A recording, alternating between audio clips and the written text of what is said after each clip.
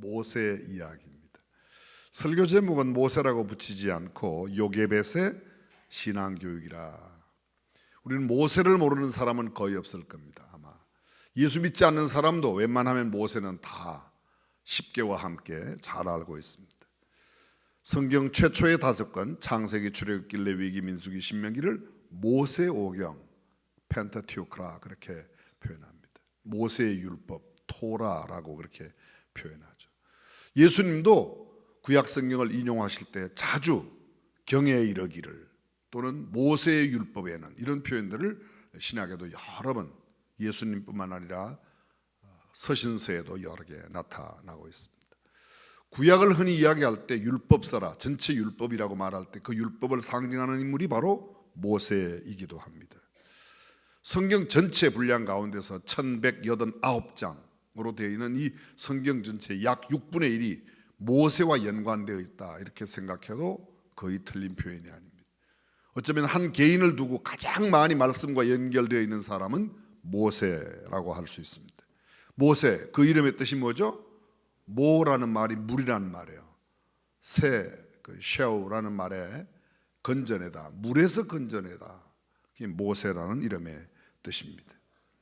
성경에 보면 이 모세의 일생을 크게 3구분으로 나눌 수 있는데, 첫 번째 40년은 태어나면서부터 40년, 그러니까 젖될 때까지는 엄마 아빠 밑에서, 젖을 떼고 난 뒤에는 애굽의 왕궁에 가서 바로의 공주의 아들로, 바로에게는 왕위를 계승할 아들이 없었기 때문에 그 공주가 왕권을 계승하고, 그 이후 이 공주의 아들이 된 모세가 왕위를 계승할 그런 위치에서 40년 동안 자라게 됩니다. 그 다음 40년, 그가 40살이 되었을 때 오늘 성경 본문에 있는 대로 자기의 형제 돌아볼 생각이 나서 나갔다가 일을 저지르고 그것이 연유가 되어서 미디안 광야로 도망갑니다. 그곳에서 십보라라는 여인을 만나고 그의 장인 이드로, 르우엘이라고도 이름하는 그 이드로를 만나서 그곳에서 40년 동안 광야 생활을 하죠. 나이 80이 되었던 날 어떤 날 모세가 양무리를 이끌고 호렙산 기슭으로 가는데 하나님의 부르심이 있습니다. 나이 80에 그가 하나님의 부르심을 받고 소명과 동시에 사명을 갖고 바로에게가 430년 동안 종살이를 하고 있던 이스라엘 백성들을 이끌어 젖과 꿀이 흐르는 가나안 땅으로 인도해냅니다. 모세는 가나안 땅에 들어가지 못하였지만 40년 광야의 생활을 이끌어갔던 탁월한 지도자라고 말할 수 있습니다. 모세에 관한 자세한 이야기가 성경 속에 참 많이 있지만 아주 간단히 몇 가지만 살펴보면 우리가 잘 알고 있는 모세는 기적의 주인공입니다.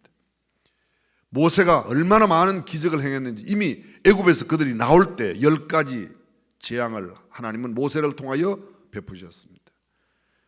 그래서 피, 개구리, 이, 파리, 온역, 독종, 종기, 메뚜기, 그리고 우박과 흑암, 장자의 죽음까지 10가지 재앙을 다 베풀고 이스라엘 백성들을 하나님이 모세를 통해서 인도해 내시죠.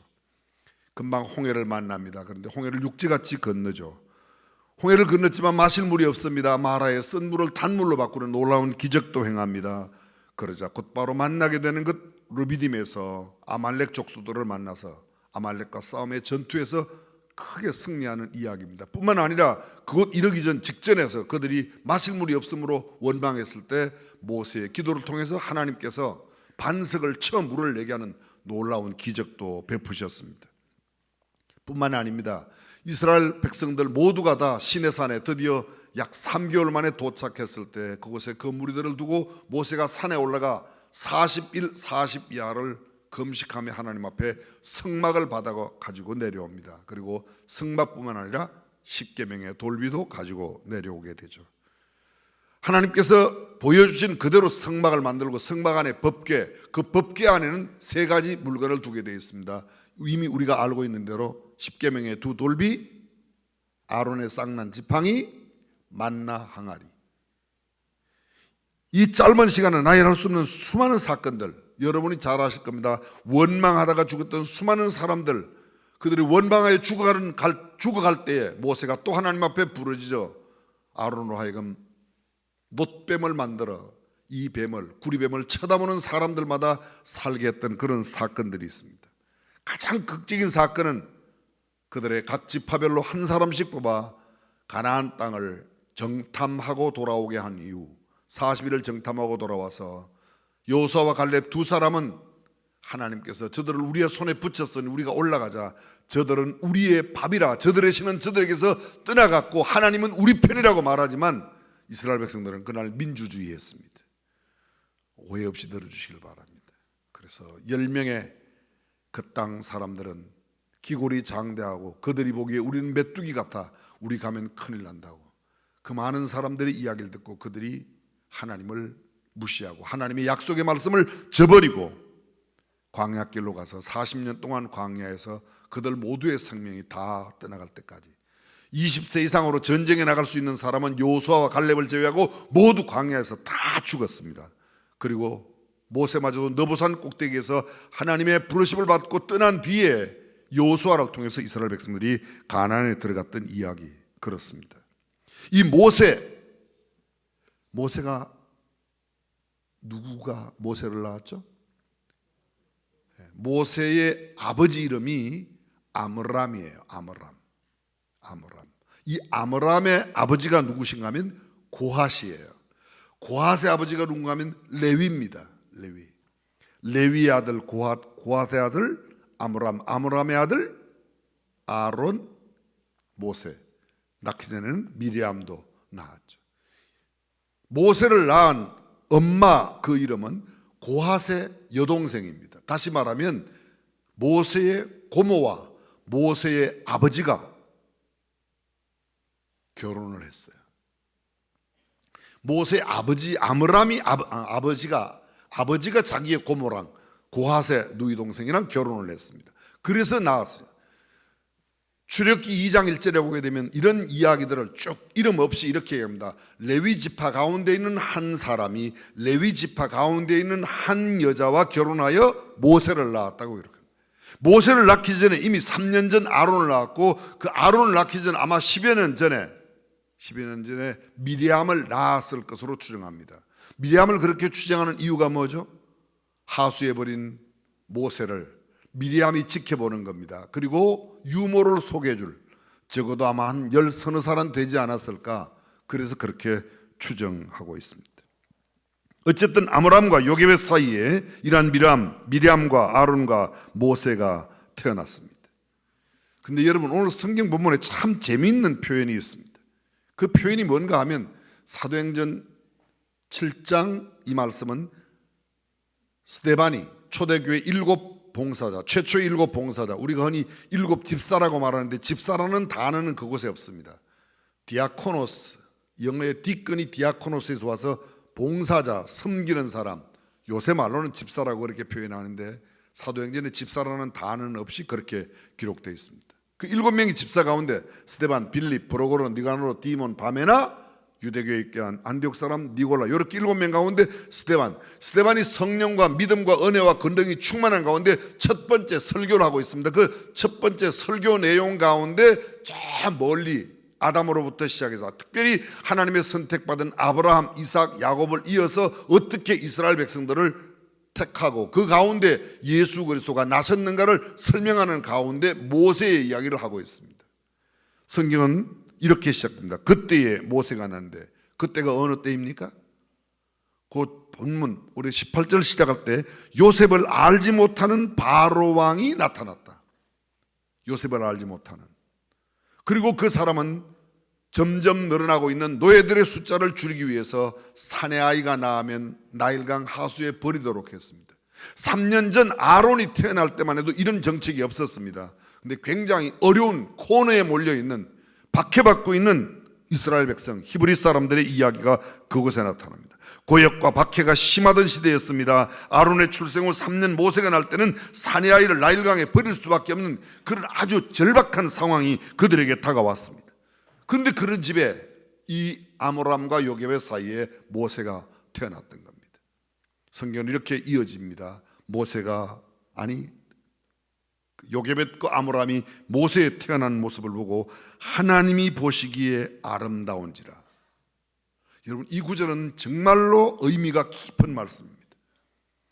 아이가 태어났는데 아이를 보는 눈이 내 눈으로 보지 않습니다. 내 관점으로, 내가 가지고 있는 세계관으로, 내가 가지고 있는 생각이나 내 욕구를 채우기 위한 그런 모습으로 바라보지 않습니다. 하나님이 이 아이를 왜 보내셨는가? 하나님이 왜 이 아이를 이때 우리 집에 나게 하셨는가? 하나님께서 이 아이를 통해서 하고자 하는 일이 무엇인가? 하나님이 이 아이 안에 넣어놓으신 하나님의 계획은 무엇인가? 하나님은 이 아이가 어떻게 자라기를 원하시는가? 하나님의 시각으로, 하나님의 눈으로 자녀를 본다는 말이 이런 말입니다. 하나님의 계획과 하나님의 섭리, 하나님의 뜻과 하나님의 경륜이 무엇인가를 찾아내는 겁니다. 무엇을 위해 이 아기가 이 시대에 태어나야만 했던가? 그렇습니다. 하나님의 기대, 하나님께서 이 아이를 보내신 목적, 하나님께서 왜 이 아이를 보내셨는지 그 이유, 그 까닭이 무엇일까? 내 눈으로 바라보는 게 아닙니다. 사랑하는 성도 여러분, 저와 여러분들이 자녀들을 어떻게 바라봅니까? 이 아이를 내가 뭐로 만들어야 되겠다, 무엇으로 의사로 키워야 되겠다, 판검사로 키워야 되겠다, 교수나 교사로 키워야 되겠다. 대부분의 사람들이 그렇게 생각합니다. 그런데 아므람과 요게벳은 달랐습니다. 하나님의 눈으로 그들을 바라보는, 하나님의 시각으로 바라보았다는 겁니다. 하나님 보시기에, 사랑하는 성도 여러분, 저와 여러분들이 우리의 자녀들을 바라볼 때 내가 내 사랑의 소산물로 태어난 어떤 그런 부속물이 아니라 하나님께서 이 아이를 보내셨고 하나님의 계획과 섭리와 뜻이 있음을 볼 줄 아는 눈이 띄어지시기를 주님의 이름으로 축원합니다. 그러기에 그때 아이가 태어나면 나일강 하수에 버려야 했는데 아므람과 요게벳은 그들을 버리지 않습니다. 그의 아버지의 집에서 석 달을 숨겨 길리우더니, 그렇습니다. 석 달을 숨겨 길리웠다고 말합니다. 어쩌면 그들이 할 수 있는 최대의 기간이 석 달이었는지도 모르겠습니다. 점점 아기의 울음소리가 커지며 들키면 금방 목숨을 잃어버릴 터인데 그들은 죽음을 불사하고 생명을 걸고 이 아이를 지켜나갑니다. 어쩌면 그들의 최선을 다한 기간, 더 숨길 수 없을 만큼의 마지막 순간까지 그들을 숨겼습니다. 더 이상 숨길 수 없다고 생각되었을 때 갈대상자를 가져다가 역청과 나무진을 그것에 바르고 그 아이를 그곳에 두어 갈대상자를 갈밭에, 나일강 갈대밭에 갖다 두었습니다. 그리고 그의 누이 미리암은 어떻게 되는가를 지켜봅니다. 근데 그 순간 바로의 공주가 목욕하러 나왔어요. 목욕하러 나왔으면 목욕만 하고 가지 왜 갈대상자를 쳐다봐가지고 갈대상자 가져오라고 합니다. 승희의 갈대상자를 열 때에 그 아이가 울었습니다. 잠깐만 여기서 한번 생각해 보겠습니다. 우연의 일치일까요? 갈대상자를 버렸을 때 공주가 목욕하러 온 것 우연의 일치일까요? 그렇게 생각할 수 있을 겁니다. 그것을 눈에 띈 것 우연의 일치일까요? 또 그렇게 생각할 수 있을 겁니다. 근데 그것을 가져오라고, 아니 나일강에 버려진 상자라면 웬만하면 애가 들었을 거다, 버렸을 거다, 그냥 그래 버렸는데 가져오라고 그래요. 뚜껑을 열었을 때 아이가 우는 겁니다. 그 아이가 그때 우는 것도 우연의 일치겠죠? 저는 전혀 그렇게 생각하지 않습니다. 모든 것이 하나님의 계획, 하나님의 타임, 하나님의 시간에 이루어진 줄로 믿습니다. 그리고 그 아이가 울자 공주의 마음이 흔들립니다. 여자는 꼭 결혼하지 않아도, 아이를 낳지 않아도 모성애라는 게 본능적으로 가지고 있는 겁니다. 이 아이를 데려갑니다.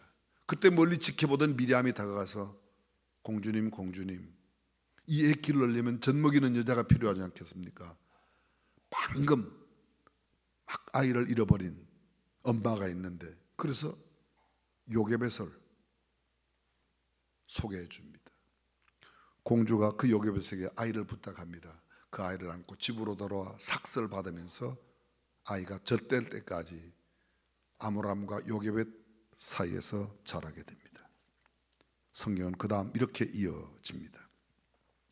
모세가 애굽 사람의 학술을 다 배워 그 말과 행사가 능하더라. 모세가 애굽 사람의 학술, 학문과 기술을 다 배웠습니다. 그 말과 행사가 능하더라.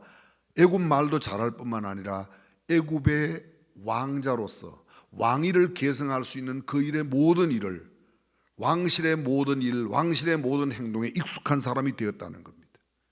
나이 40이 되매 그 형제 이스라엘 자손을 돌아볼 생각이 나서, 여기에 매우 우리의 관심과 이목을 끄는 대목이 있습니다. 나이 40이 되었을 때, 모세의 나이가 40이 되었을 때 그 형제 이스라엘 자손을 돌아볼 생각이 났다. 여러분, 누가 알려줬죠? 박해받고 있는 저 노예들이, 지금 학대받고 있는, 어려움 가운데 있는, 고역을 하고 있는 저 히브리 사람들이 내 형제라는 것을 누가 알려줬어요? 가능성은 하나밖에 없습니다. 젖먹이 어린아이를 가슴에 품고 요게벳이 모세에게 일러주었다는 이외에는 상상할 수 없습니다. 어쩌면 이 젖먹이 시절에 엄마가 가르쳤던 이것이 나이가 40이 되었을 때 저기 고통받고 있는 저 사람들이, 저 히브리 사람이 내 동족이요, 저가 내 형제요, 저가 우리 민족이요. 어쩌면 저들 먹이면서 요게벳은 맨날 그랬어요. 모세야, 너는 히브리 사람이야. 너는 하나님의 사람이야. 너는 세상 사람이 아니야. 너는 공주의 아들로 이제 들어가게 되지만 너는 공주의 아들이 아니야. 너는 하나님의 자녀야. 너는 하나님의 사람이야. 너는 히브리 사람이야. 너는 결코 하나님을 잊어서는 안 돼. 성경은 이렇게 말합니다. 나이 40이 되면 그 형제 이스라엘 자손을 돌아볼 생각이 나서. 이것이 그냥 막 오르는 생각입니까? 한 사람의 원통한 일 당함을 보고 보호하여 압제받는 자를 위하여 원수를 갚아 애굽 사람을 쳐 죽이니라. 이 내용을 그대로 기록하고 있는 출애굽기 2장에는 보면 그 나가서 원통한 일을 당하고 있는 그 사람, 압제받는 자가 누구예요? 그 원통한 일 당하고 있는 히브리 사람, 그 사람을 위하여 애굽 사람을 돌로 쳐 죽였습니다. 돌로 쳐 죽였습니다. 왜 죽였죠? 왜 죽였어요? 아니, 왕자로서 앞으로 왕위를 계승할 사람인데 애굽 사람을 쳐 죽여? 말도 안 됩니다. 그의 내리 속에는 내가 애굽의 왕자로서 살아가고 왕이 되는 것보다 고통받고 있는 히브리 민족의 피가 더 끈끈이 그의 안에 흐르고 있는 거예요. 하나님의 백성의 의식이 그에게도 있습니다. 그가 이렇게 말합니다. 잘 들어보십시오. 모세는 그 형제들이 누구예요? 애굽 사람이 아닙니다. 그 형제들이 히브리 사람들이 하나님께서 자기 손을 빌어 구원하여 주시는 것을 깨달으리라. 내가 이 애굽 사람을 쳐 죽이면 이 히브리 사람들이 생각하기를, 야, 모세가 우리 편일세. 모세를 통하여 우리 민족을 구원해내겠구나. 이렇게 깨달을 거라고 뭐 했어요? 착각했다는 거예요. 생각이 아니라 착각이에요. 이게 모세의 착각이에요. 모세가 적어도 이렇게 생각했어요. 그런데 이것은 처음 착각이 아닙니다. 모세는 정상적으로 생각했던 거예요. 정상적으로. 내가 이 히브리, 고통받고 있는 히브리 사람, 억울한 일 당하고 있는, 원통한 일 당하고 있는 이 히브리 사람을 위하여 이 애굽 사람을 돌로 쳐 죽이면 이 히브리 사람이 생각하기를 아하, 모세가 우리 편이 되어 우리를 이 애굽에서 건져내겠구나, 이렇게 생각 좀 하라고, 그렇게 생각할 것이라고 생각하고 죽였습니다. 죽일 때 그냥 안 죽였습니다. 주위를 둘러보니까 아무도 없어요. 그래서 돌로 쳐 죽였습니다. 다음 날입니다. 그 다음 날 또 나갔더니 이게 웬일입니까? 그날은 히브리 사람끼리 서로 다투는 겁니다. 그 다툼, 시비를 걸고 있는 그 사람에게, 야, 너는 왜 형제끼리 이러냐?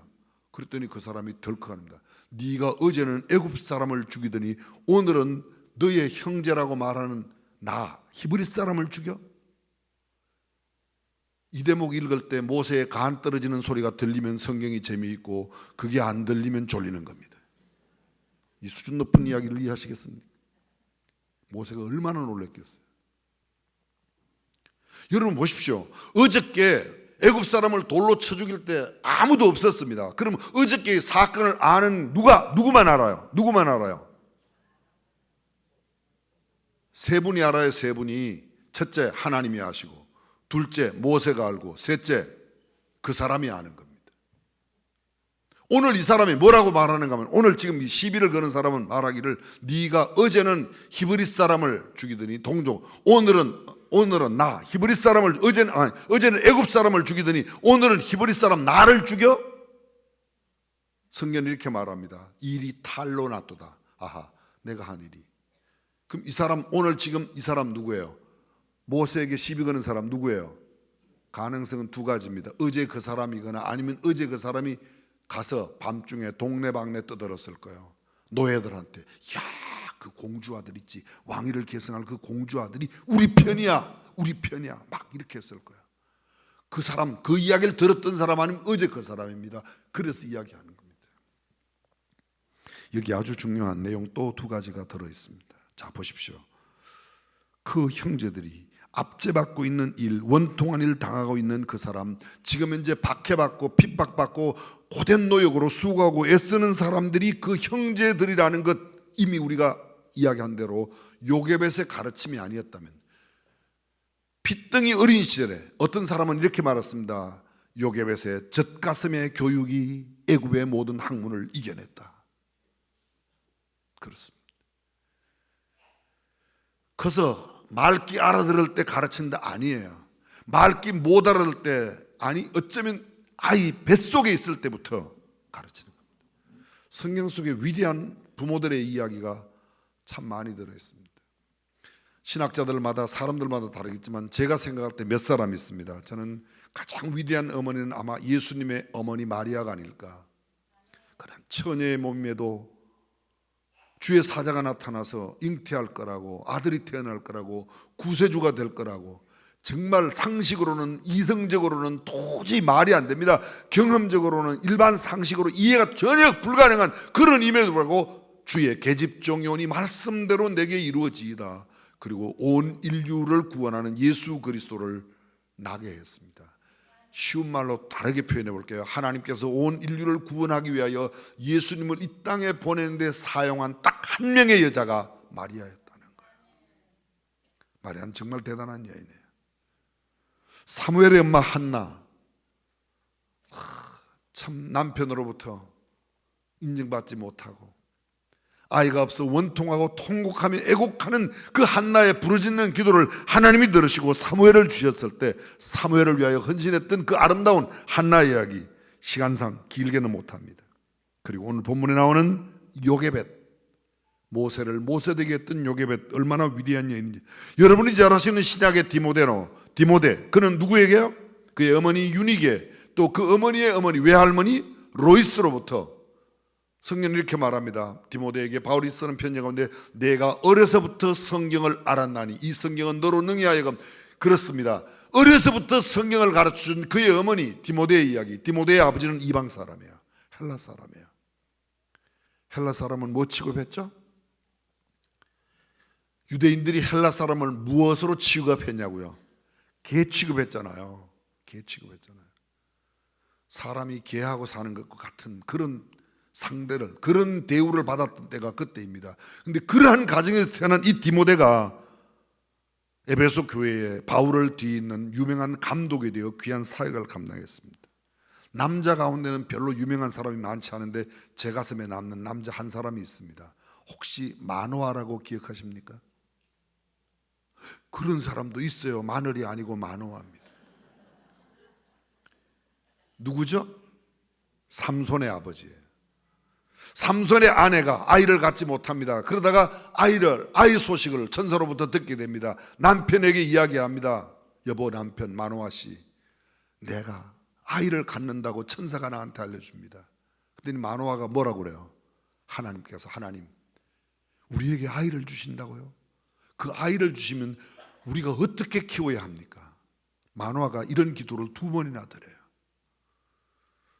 사랑하는 아빠 여러분, 여러분의 자녀들이 여러분의 아내에게 잉태되었을 때 여러분이 하나님께 얼마나 이런 걸 물어보셨나요?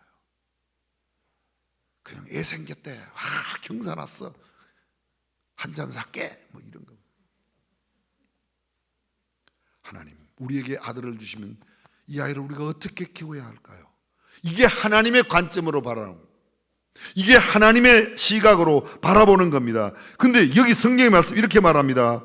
하나님께서 자기 손을 빌어 구원하여 주시는 것을 깨달으라. 히브리 사람은 예수 믿는, 하나님 믿는 사람이에요. 하나님 믿는 이 사람들이 하나님이 모세를 통하여 우리 민족을 구원해 내시겠구나, 모세는 어릴 때 배운 그것을 가슴에 담고 생각하는데 맨날 신앙 가운데 살아가고 있는 히브리 사람은 이것을 알지 못한다는 겁니다.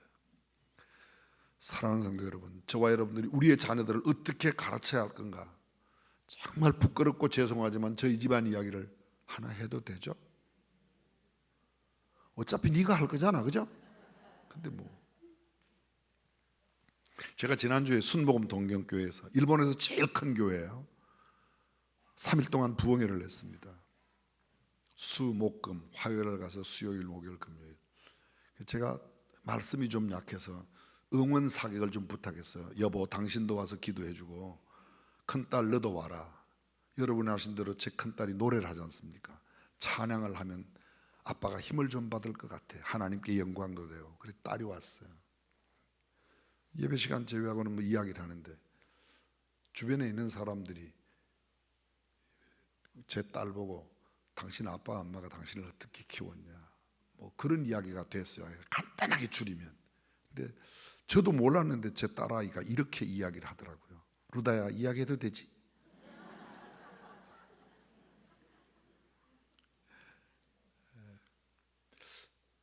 저는 진짜 기억도 안 나요. 제 딸도 그러다. 아빠는 기억 못 하실지도 모르겠어요. 근데 큐티를 어릴 때 계속 하게 했는데 어떤 날 큐티를 안 한 거예요. 제가 큐티 검사를 했던 기억은 있는데 저는 다른 기억이었어요. 근데 큐티를 안 한 날 제가 그랬대요. 루다야, 너 오늘 10편 23편 쓰고, 큐티를 안 했으니까 쓰고 이거 다 외워서 나한테 검사 받더라. 제가 그렇게 그런 일을 했다는 거예요. 또 한 가지 이야기를 하더라고요. 초등학교 5학년 때. 그건 제가 생생하게 기억하고 있어요. 뭔 이야기를 했는데 제 말을 안 들었어요. 그 다음날 학교 간다고 그러더니 오늘 학교 가지 마. 학교 왜 가냐? 너 집에 아빠 말도 안 듣는 애가 학교 가서 선생님 말씀 듣겠냐? 학교 가지 마라. 못 가게 했어요. 그리고 제 아내에게 했어요. 여보, 당신 오늘 학교 선생님한테 전화해서 딸 못 간다고 그래. 왜 못 가냐고? 아빠 이야기 안 들어서 아빠가 안 보냈다고 그래. 여러분이 잘 아신 대로 제 아내가 저보다 나이가 많잖아요. 근데 나이가 많아도 저는 남편이니까 안 되는 건 안 된다. 제 아내가 굉장히 속상한 표정을 하였지만 그때는 제가 지금보다 훨씬 더 힘이 셌어요.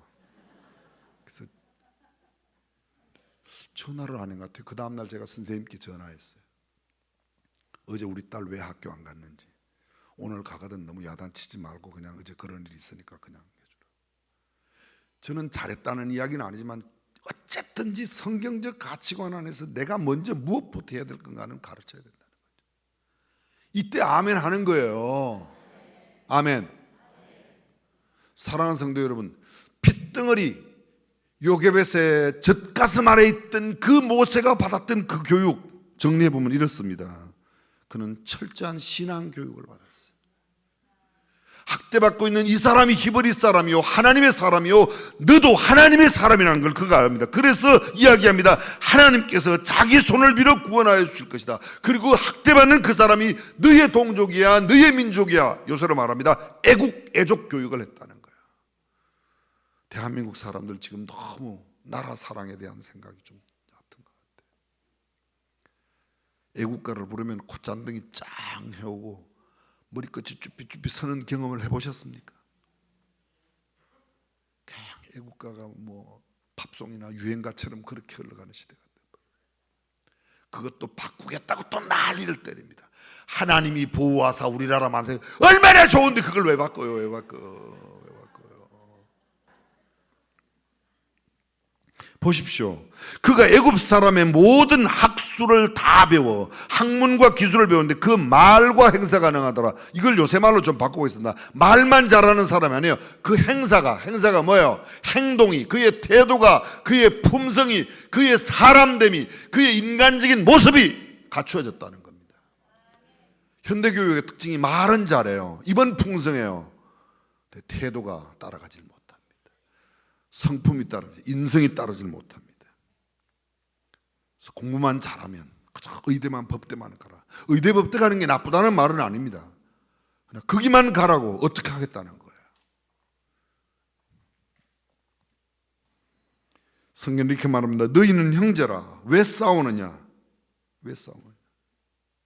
너희 형제인데, 우리가 형제인데. 드러난 것을 알고 그는 그냥 물러갑니다. 저는 짤막한 이야기 하나 하고 말씀을 맺겠습니다. 세계적인 시사 잡지 뉴욕 타임즈에 발표한 내용입니다. 지나간 1000년 동안 동서고금을 막론하고 가장 탁월하고 영향력 있는 지도자를 뉴욕 타임즈가 발표했습니다. 그가 퀸 엘리자베스 튜더 1세입니다. 엘리자베스 1세는 1533년에 태어났고 1603년 70세를 만 69세를 일기로 세상을 떠났습니다. 그에게는 대영 제국의 심장이라고 하는 별명이 붙었습니다. 영국의 역사상 가장 탁월하고 뛰어났던 국왕이 엘리자베스 1세입니다. 유럽 변방의 조그마한 섬나라 그 영국을 해가 지지 않는 대영 제국, 문자 그대로 Great British를 만들어냈습니다. 기초를 다졌습니다. 그는 10살 때 이미 7개국어를 능통할 만큼 언어에도 탁월한 자질이 있었습니다. 신문학에도 천재였습니다. 아버지 헨리 8세, 본처는 아라곤 캐서린이었는데 이 아라곤 캐서린이 낳은 게 아닙니다. 두 번째 부인인 앤 불린이 엘리자베스를 낳습니다. 첫 번째 부인과 이혼합니다. 그때 당시는 로만 캐톨릭이 전 유럽을 다 덮고 있었기 때문에 캐톨릭 교황은 영국 왕의 이혼을 허락하지 않습니다. 재혼을 허락하지 않습니다. 그래서 영국 국교회가 만들면서 국교회를 새로 만들면서 로만 캐톨릭부터 나오고 새롭게 개혁교회가 되어서 앤 불린과의 재혼을 그 새로운 개혁교회에서 인정을 하고 그 앤 불린은 아주 철저한 독실한 그리스도인이었습니다. 그 사이에서 엘리자베스가 태어난 거예요. 근데 엘리자베스가 3살이 되기 전에 그 엄마가 모함을 받고 단두대에 처형됩니다. 그 엄마는 남편이 공주만 낳고 이 엘리자베스만 낳고 왕자를 생산하지 못한다고 죄를 뒤집어 쓰었습니다. 불륜을 행했다, 외도했다, 그리고 반역죄를 뒤집어 씌워서 단두대에 처형시켰습니다. 만 3살이 되지 않았던 이 엘리자베스가 엄마의 처형 모습을 그대로 봅니다. 얼마나 공포와 무서움이 있었겠습니까? 근데 그는 더욱 공부를 열심히 합니다. 1547년 헨리 8세가 죽고 나서 이 캐서린 파라가 재혼을 하면서 혼자 됩니다. 25살 나이에 그가 여왕이 되는데요. 그때 대신들은 거의 캐톨릭 배경을 갖고 있었고 가장 힘없는 서열 가운데서 가장 힘없는 서열인 이 엘리자베스가 여왕으로 뽑혀집니다. 그래서 세움을 받습니다. 유년기 엘리자베스의 환경은 불안과 공포 가운데 있었고 생명의 위협이 떠나질 않았습니다. 왕실에서 쫓겨났습니다. 평범한 서민으로 살아가던 그녀가 25살 나이에 헨리 8세의 자녀 중 마지막 왕이 계승 서열에서 간신히 왕위에 오르게 되었습니다. 대신들의 간계와 권력 장악으로 왕실은 물론 영국 전 나라가 엉망진창이었습니다. 그러나 엘리자베스는 자신의 왕으로 선정된 그 순간 마루에 무릎을 꿇고 하나님 앞에 엎드려 머리를 땅에 박고 기도하는 겁니다. 하나님을 경외하고 백성을 사랑하며 역사의 아름다운 흔적을 남길 수 있는 가장 훌륭한 왕이 되게 해주세요. 엘리자베스는 범사에 자신의 명철을 의지하지 않고 하나님을 인정하며 전능하신 하나님의 도우심을 구했습니다. 엘리자베스 여왕이 치리했던 45년 동안 영국은 세계 가장 강력한 나라로 만들어지게 됩니다. 그리고 특별히 당대 최고의 힘을 자랑했던 스페인, 무적 함대 스페인이 들어올 때 엘리자베스가 아주 유명한 연설을 하게 됩니다. 나는 여인에 불과하지만 내 안에는 영국 왕실의 왕의 힘이 있습니다. 대영 제국의 군사에 힘을 내라고. 그리고 그 스페인 군사들을 모두 이겨냅니다. 많은 정치인들이 퀸 엘리자베스에게 묻습니다. 정치적인 성공의 비결이 뭡니까? 대영 제국의 비결이 뭡니까? 국정 운영의 그 탁월한 비법이 뭡니까? 엘리자베스는 항상 이렇게 말했습니다. 내가 한 것이 아니요 하나님이 하셨습니다. 하나님의 은혜입니다. 신앙의 힘입니다. 앤 불린 품에서 들었던 말씀과 교훈, 기도가 그 비밀이라고 대답했으면 내가 어릴 때, 내가 핏덩이 시절에 우리 엄마 가슴에서 엄마가 들려준 성경 말씀, 엄마가 들려준 기도, 엄마가 내게 가르쳐준 그 신앙이 오늘 영국을 만들었다고. 사랑하는 성도 여러분, 저와 여러분의 자녀에게 무엇을 가르치십니까? 국영수 학원은 열심히 보내지만 예배당은 얼마나 열심히 보내나요? 아직 어리다고요? 좀 더 커서 말귀를 알아들을 때 신앙교육이라고요? 아닙니다.